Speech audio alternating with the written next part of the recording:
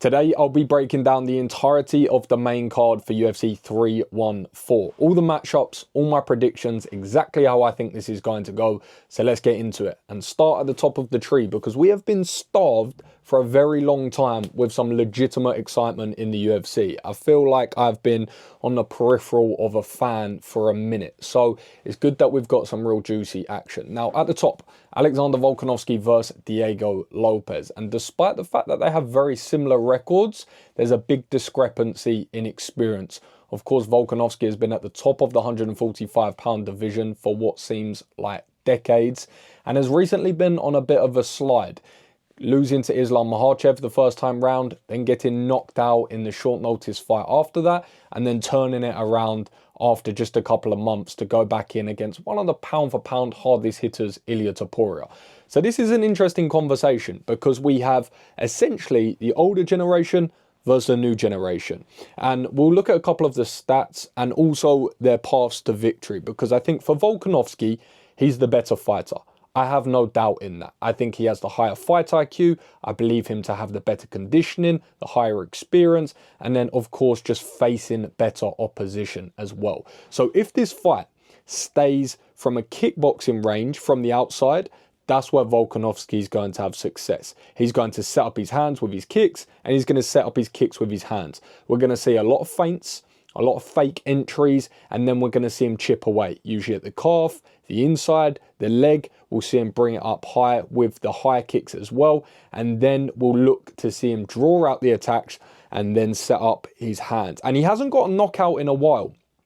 And I wouldn't be shocked that if he can draw Diego Lopes onto something, draw out that nervous energy and walk him onto a right hand. And like I said, it's been a while, but if you go back and look at the Jamie Mullarkey win, something like that is not outside of the realm of possibilities because yes, Diego Lopes having the knockout power will be the narrative, but let's not act like he doesn't get hit either. So if we flip it for Diego Lopes, how does he win this fight? He has to get in the face of Volkanovski.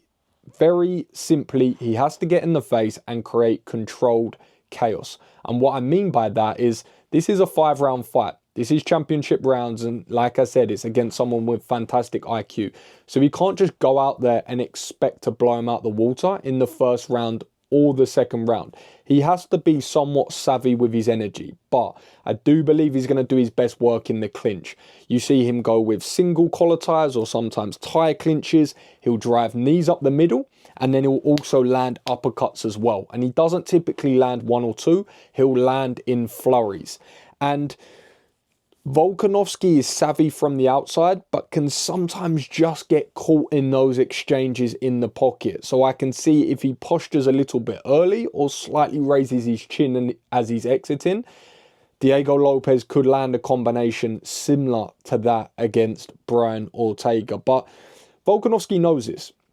He knows this, so he's going to want to drag him into later waters because if we actually have a look at their wins here, this is a statistic which I want to draw upon.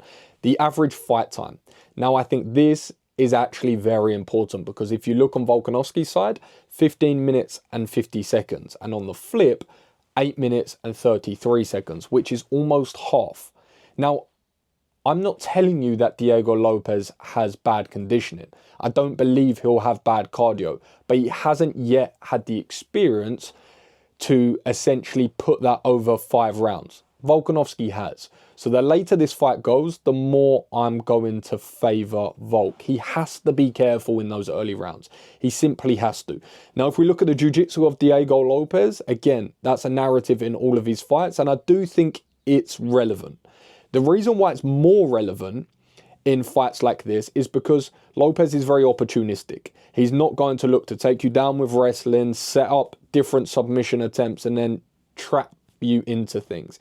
He's going to find an opportunity and jump on it. Very similar to how Brian Ortega did it.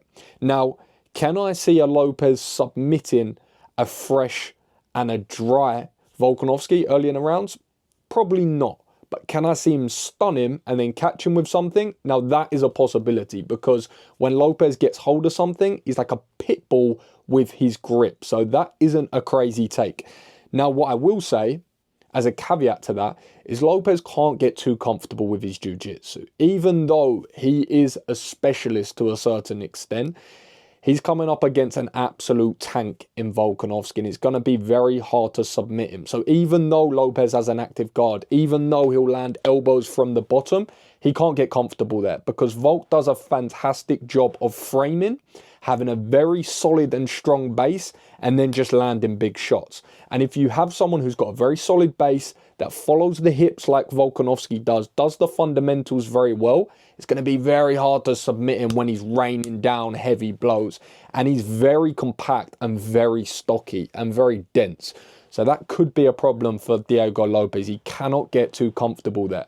And the last thing I'll say on the jiu-jitsu topic, Volkanovski's put in a lot of work these last few fights, not just the last camp, but the last few years with someone like Craig Jones, who is such a master of the game, not just independently, but how he studies the game, breaks down the game, and then prepares his, I was going to say students, but Volkanovski in this case, for his upcoming fight. So I think he'll have everything he needs to handle himself there. So for a pick and a conclusion on this fight, I'm going to have to lean towards Volkanovski. I do believe the odds just slightly favour him, minus 150, and I think that's fair.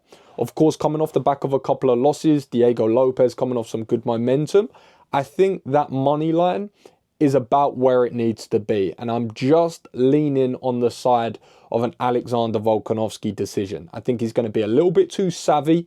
I think he's going to be smart enough to just drag it into the second, the third, and then I think he'll start taking over. We saw Lopez have some issues when he was backing up against Dan Ige, and Volk is such a good pressure fighter that if he can get you moving backwards and biting on his feints, it's going to be a very long afternoon. So I'm going with the former champ in that one, Alexander Volkanovski, which moves us in to our co-main event, Michael Chandler versus Paddy Pimblett. And one big talking point in this fight, which I'm not really hearing as much of, is the fact that it's 5 rounds. Now, usually by this point, I've got a good understanding of who I think that favours. Usually I can say the experience of a Michael Chandler and the experience of those 5 rounds on the big main events, it favours him. I'm not so sure if it does. I think the easy evaluation people will make for Paddy Pimblett is that he looked tired in the fight against Tony Ferguson, and then of course he struggled against Jared Gordon. Now we know that firstly, that fight against Jared, he actually broke his foot very early on. So the fact that he actually got his hand raised, I think is really impressive. I don't think it was a super exciting performance, and yes, he scraped it by the skin of his teeth. But to have a broken foot and go out there and still get your hand raised and win at the end of the day, very impressive. And against Tony Ferguson, Tony is just very tough.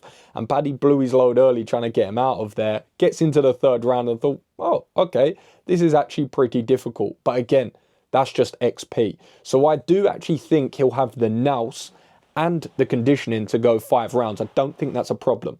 The reason why I think that's more problematic for Michael Chandler is, number one, the age, first and foremost, which I think is an obvious point to bring up. The fact that he's, 38 years of age now?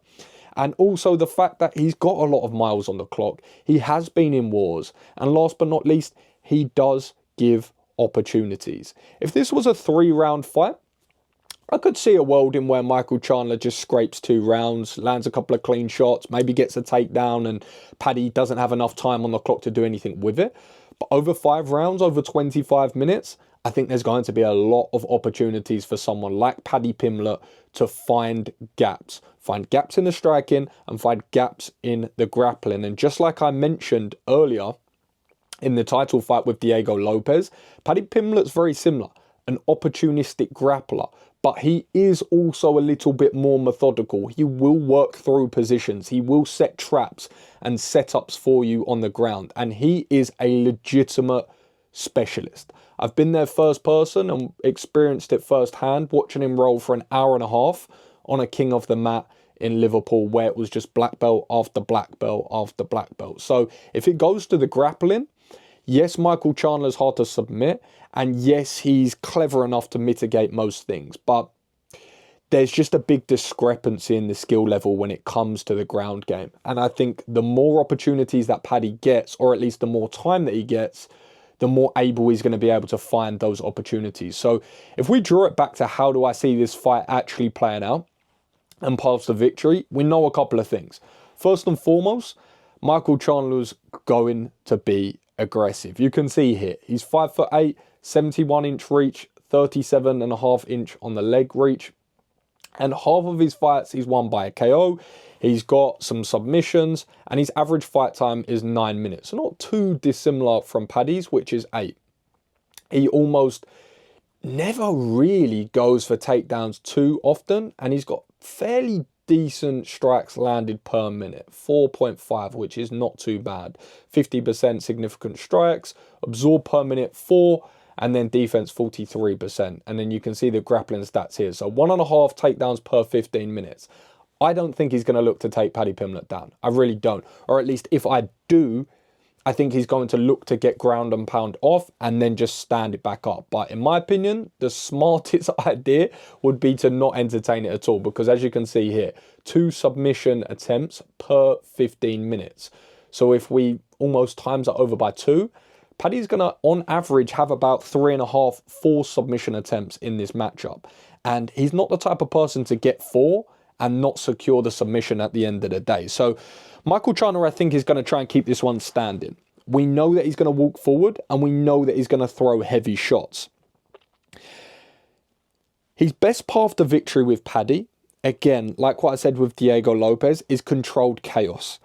To have his feet underneath him, to be well balanced, and then throw his big attacks and back Paddy up. Now, if Paddy is moving backwards or laterally, he's going to be a lot less effective in his striking, which we'll come on to in a second. Now, if you go back and watch the fight with Dan Hooker and Michael Chandler, that's where I think Michael Chandler can have some success here. If he gets Paddy moving backwards, he sets him up with traps with the right hand so that he's only got one way to exit against the cage, which is to his right. And then, boom, he comes with the left hook as well. So it's just putting dangerous options on the exit. And because Michael Chandler will switch through with his stances and throw right to left and left to right, he has options of power out of both exits. That's how I think he catches Paddy Pimblett lacking. If Paddy Pimblett's chin just comes up a touch and he's skirting across the cage and he's not quite defensively sound, and then boom, a big left hook comes in. Now, with that said, I think Paddy's going to be smart enough and well conditioned enough, and honestly, just young enough to stop that happening. Now, if we flip it around, Paddy's going to want a similar game plan. He's going to want to get Michael Chandler backing up, because Paddy actually has quite a similar game to Charles Oliveira. If you actually look at the two, they do a lot of the same stuff. Of course, their jiu-jitsu is sort of their number one go-to, and that's where they get their finishes. But they want to back you up against the cage, and they do so by using big attacks. Now, Paddy's not always going to be someone that's super sharp shooting and just putting 1-2s down the pipe. But he is someone that has effective striking. And when you look at his striking output, 5 strikes per minute is decent. 53% significant strikes, absorbs 3, and his defense is 40%. So we typically see Paddy Pimblett's lead leg. That's one of his best weapons. And I think that is perfect, because if you go back and have a look at the leg reach, he does have quite an advantage over Michael Chandler. And I've stood next to Paddy many times. I'm 6'2". He doesn't feel a lot shorter than me, and he does have long legs. So I think that lead leg is going to be very good at attacking the body early with teeps to the midsection, which is also going to set up the high kicks, which he does phenomenally well. And if we think about this being a 5-round fight, and we think about Michael Chandler wanting to keep this standing, if Paddy can break down the leg, like we saw against Bobby Green, which is going to help take the power away and the pop away from the shots, and then at the same time mitigate his ability to shoot explosively into wrestling situations, that's going to be very favourable. So chop at the calf like he did against Bobby Green. Then to a vest in the stomach with that teep kick. Again, just draining the gas tank, getting a more stationary target, making it harder to defend chokes. And then, like I said, also sets up one of his best weapons, which is the left high kick. Now, sometimes he'll switch this. He'll go switch kick high, or sometimes he'll just pop it up. Boom. And you can barely see it. It's very light on the front leg and it's very quick. And sometimes he'll just go up high with it, or sometimes he'll go flying switch knee, or sometimes he'll just walk towards you with big hooks, but he's constantly wanting to back you up. So I can see a world in where Paddy goes something like a flying switch knee, gets Chandler against the cage, lands a couple of shots to the body, and then boom, he's jumped on a submission, whether it's a guillotine or whether this could be a bit of an outside chance, but the possibility is there. Flying triangle. You have to look out for this. If Paddy's got someone against the cage and he starts overhooking that right hand side, you know that flying triangle is going to come. And if he doesn't secure the triangle submission, he'll turn that into arm bars, he'll turn that into heavy elbows. And now that the 12-6 has come in, he's going to have a lot of options there. So to essentially wrap this up and conclude where I think this is going, I can't see a world in where Paddy doesn't get the finish over 5 rounds. I do think it's a tough test, and I don't think it's going to be an easy fight. But I think this is the perfect platform and this is the perfect time for Paddy to really shine and say to the 55-pound division, I am here for good, and I am the face and the cash cow of the lightweight division and now the UFC. Because if Paddy goes out there and puts on a massive performance like he has done the last couple, there's very big conversations around him, and he does turn into a legitimate superstar for the UFC, because I can walk down the street and a lot of people won't know who John Jones is, and a lot of people won't know who Ilia Topuria is, and I know I'm in the UK, but people do know who Paddy Pimblett is. The hair, if nothing else. And if you can build on that with impressive performances, knockouts or submissions, then we can start talking big paydays and big title fights. So I'm going to lean towards a Paddy Pimblett rear naked choke in the 3rd round, late in the 3rd round. And then talking of late, let's bring in Mr. Patricio Pitbull, who is making his UFC debut. And I mean, an assignment of the highest order, coming in under the bright lights of the UFC to come against a seasoned veteran in Yair Rodriguez. And you take a look at the records here, 16-5. Of course, it says 0 there for Patricio Pitbull, but I mean, this man's a vet. I believe he made his debut in 2006, and honestly only been facing the toughest competition since then, of course, in Bellator. But if I think about this unemotionally, Pitbull went over to Ryzen recently with Bellator and he lost. Now, he does have a win recently against Jeremy Kennedy, which of course is a very solid win. But what I will say, the obvious point we need to make, Patricio Pitbull is not far from the age of 40. Now, this is 3 rounds, so I don't think that age is going to be as much of a factor if it was 5.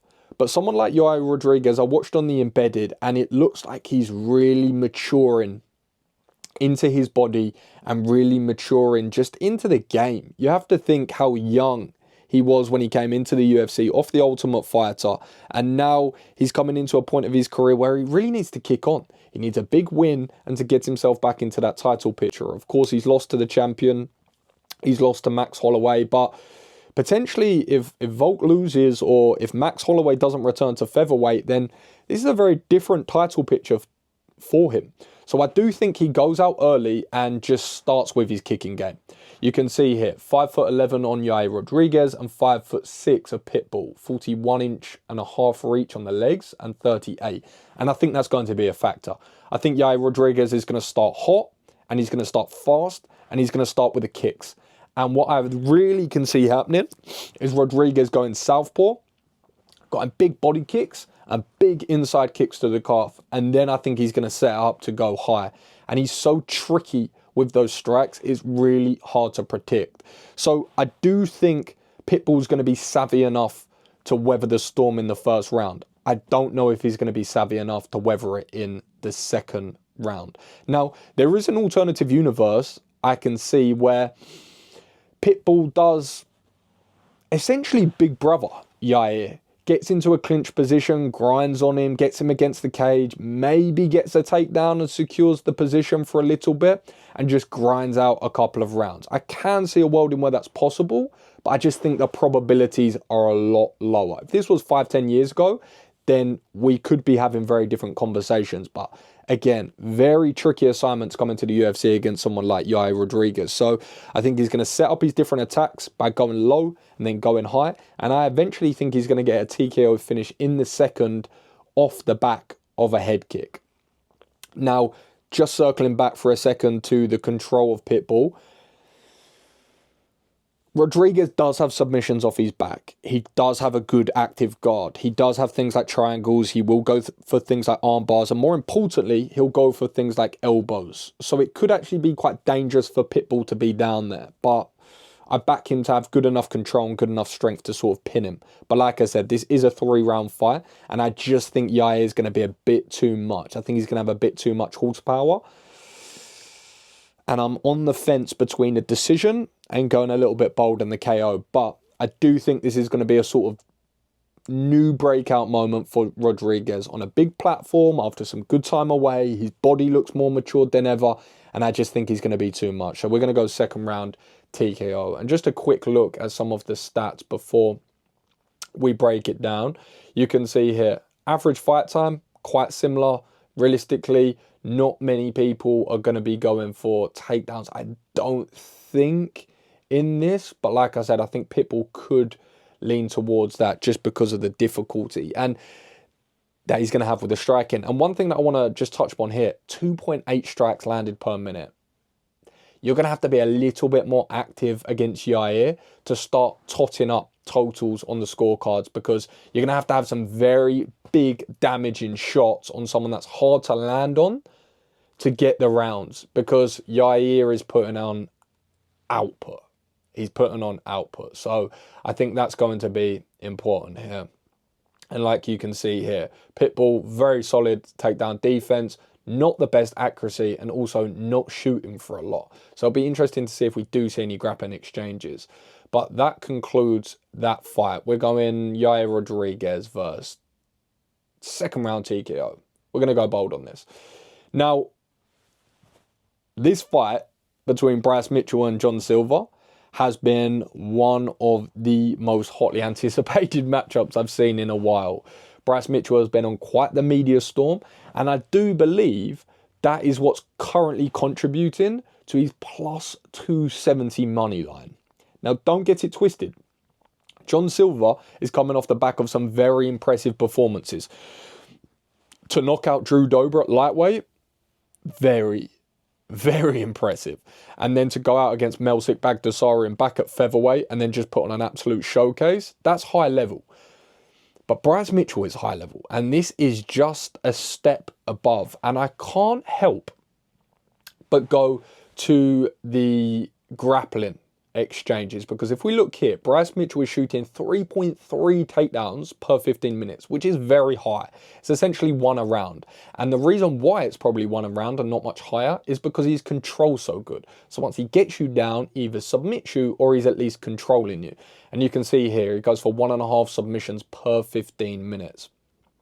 And his takedown accuracy is relatively decent. So if he does shoot, let's say 2, he's likely to get 1. And being that he does have submissions in his arsenal, that could be dangerous. Because you look at John Silver here, takedown defense 80%. However, he did get taken down on 3 occasions, I believe, by Charles Jourdain. And I'm not trying to do MMA maths, but Charles Jourdain was a small featherweight. So much so that he actually went to bantamweight, and he was not ever known as a grappler. In any situation was he known as a grappler. But he did get to the hips 3 times against John Silver. Now, you could argue, well, he probably wasn't expecting it, so he was caught off guard. He managed to get back to his feet, and he still won that fight. This is very true. This is very true. But John Silver, as well as the rest of the fighting nerds, can sometimes be quite expansive. Expansive in their style of punches and kicks. And I even saw this 1-second clip on Embedded of him stuffing a shot and then going flying knee. And I know it's a very small takeaway, but if he just gets into the loop of throwing these very exciting techniques, or at least trying to play into the crowd and get a big moment and get a big bonus like he's been speaking about, and he goes spinning back fist or elbow or flying knee or something like this, could it come off? Certainly. I mean, the fighting nerds have proved that they are capable of almost anything at this point. However, the percentages are very low, and it does give up opportunities for someone like Bryce Mitchell to take you down and then just put you in the cycle of his transitions, because not only can Bryce scramble very well, but he can set you up into things, and he has quite a funky grappling sequences. Of course, we've seen him with the twister before, we've seen him with multiple submissions over his career, and he is very tricky down there. Like I said, he's very much like glue. Once he gets you there, he'll keep you there. But let's look at the significant strikes, because this is one way in which Bryce Mitchell can definitely lose this fight against John Silver. It is standing. Now, we have seen Bryce actually refine his striking over time. We see him land some good shots against Ilia Topuria. We saw improved striking against Edson Barboza. But he essentially wants to get to his wheelhouse, which is his grappling. The other hand, on John Silver's side, 5.26 strikes landed per minute is exceptionally high, and in fact double Bryce Mitchell's. So that just goes to show their sort of activity. On the caveat to that, Bryce Mitchell only absorbs 1.5 strikes per minute, and John Silver absorbs 4, which is actually very high.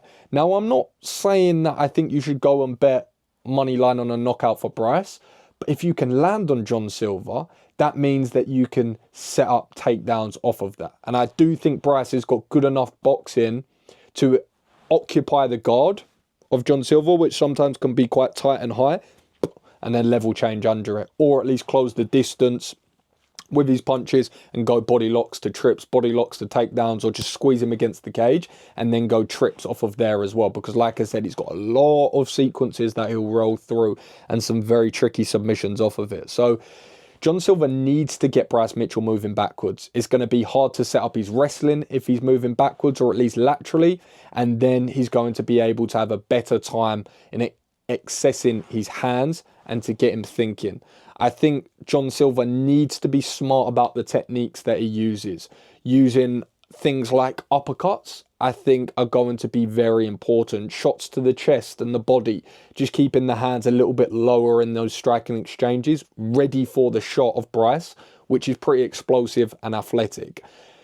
I don't think it's a bad idea to show knees up the middle, but I would be wary about actually delivering them, because it is very hard to actually land knees cleanly. And if you don't, and it just grazes your thigh, next thing you know, boom, he's into your ankles and you're taken down, and it's a very tricky assignment from there. So I'm leaning towards a Bryce Mitchell decision. I'm going to go 29-28. And that leads us on to our last fight of the main card, and a very exciting fight actually, and a bit of an overlooked fight on the card, which is Nikita Krylov versus Dominic Reyes. And first and foremost, it's good to see Krylov back. There was a weird period in the MMA world where we actually thought that he went to WAR with Ukraine, because no one had heard of him for a very long time. But he is not only very experienced, but legitimately exciting, because if we go on his win-by ratio, you can see half of his wins have come by sub, and then almost half of his wins have come by KO as well. So he is dangerous everywhere this fight goes, and his average fight time of 6 minutes means that more times than not, he does not find the third round and the judges. And you can see here, decisions, only 7%. So a record of 30-9, very well experienced. And like I just said there, not only does he have submissions, but he does have knockout power as well. And that's why this makes this such an interesting contest. You can see for the most part, they're pretty evenly matched. I know it has the weight as 213 here, but the reach is pretty similar, and the leg reach is pretty similar as well. But I think how this plays out, it starts on the feet and it starts standing. And I just don't think Nikita Krylov offensively has the wrestling to trouble someone like Dominic Reyes by getting him down. Now, if he does want to work his submissions, which I actually think would probably be a smarter idea and an easier path to victory for him, I think he has to trouble him with the hands first. He has to get that respect. And that isn't easy to necessarily do against someone like Dominic Reyes, who can be quite long and a good kickboxer as well. So I think he has to be smart with his techniques that he uses. So if he's in an orthodox stance, I think that power back leg, just occupying the left hand of Dom Reyes, and then also opening up to the body, and then the right hands as well. And if he does want to get that takedown, again, just work it off the cage. I don't think he's going to be able to blast double him in the middle of the octagon. I can't see that happening. Dom Reyes is very athletic, wrestling background, and he's honestly just seen it before. So he's going to have to be a little bit smarter if he wants to get into those grappling exchanges. Now, with that said, I do think Krylov's best path to victory is getting it to the ground and looking to submit Dom Reyes. I actually don't think that's going to happen. I think it's going to stay standing the entirety of this time. And I think Dom Reyes is just going to be too sharp on the feet. We know that he loves to work off that, again, that power back leg out of the southpaw stance. And he honestly has one of the sharpest and just most efficient power backhands in the game. Coming from that southpaw stance, he'll lead hand battle and then boom, blast that left straight down the pipe. Done it incredibly against Yuri Prochazka on many occasions. Of course, we know how that fight ended. So that's what I think Dom Reyes is going to look to do. Stuff any shots, keep things standing, beat up the arms and the body, and just keep ripping those kicks, and then allow that to set up his hands. And I actually think he can stop Nikita Krylov, to be honest. And the reason why that'll be so impressive is because Dom Reyes was coming off the back of 4 straight losses. If you look at his record, 14-4. He had never lost until he faced, of course, the notorious one, John Bones Jones. Then loses 4 straight. And not just loses them, gets brutally knocked out on multiple occasions. That fight against Yuri Prochazka was one of the most blood-chilling knockouts I've ever seen. But he has bounced back, and now he's got TKO or KO finishes against not only Dustin Jacoby, a very well-versed kickboxer, but Anthony Smith as well. So they're 2 high-profile names. So with a big win against someone like Nikita Krylov, all of a sudden, we've got Dom Reyes right back in the title picture of a division which is somewhat lackluster when it comes to contenders. So you can see Dom Reyes' win percentage from knockout is 64%. Knockdowns on average, he gets 1 per 15 minutes. And then if we go into their striking stats as well, Dom is landing 5.6 strikes per minute, which is exceptionally high. And you have a look on Nikita Krylov's side, pretty good defense. Absorbing only 2.5 shots per minute is actually pretty good. And he's got a high output himself. He can find himself in bad positions, even when he's doing well. We saw that against, well, I saw that firsthand against Paul Craig in London when he got triangled. But that is a specialist. Now, we have seen Dom Reyes on his back before against Yuri Prochazka. He was throwing up submissions, he was throwing up triangles and even up kicks and staying safe. So Krylov does have some sort of blueprint and footage to follow with that. But like I said, I think for the most part, Dom Reyes is just going to be too good and get back to his feet. Takedown on average from Krylov is 2.2 per 15 minutes. So you know he's going to be looking for that shot. The question is, can he get it? And if he does, can he look to get his submission game off? And you can see here 1.5 submission average. So for a light heavyweight, very active in the striking and then very active in the jiu-jitsu as well. So maybe he goes under the radar as one of the more exciting fighters. But I'm going to wrap that up by saying that my pick is going to be Dominic Reyes by TKO in round 2. And that pretty much wraps up all of UFC 314 main card. I'm going to be producing more of these type of talks and breakdowns on my YouTube more frequently. So if you enjoyed it or have any feedback, just drop it in the comments or drop me a DM. And I hope you enjoy the increased output over this next year plus. And as always, keep it casual.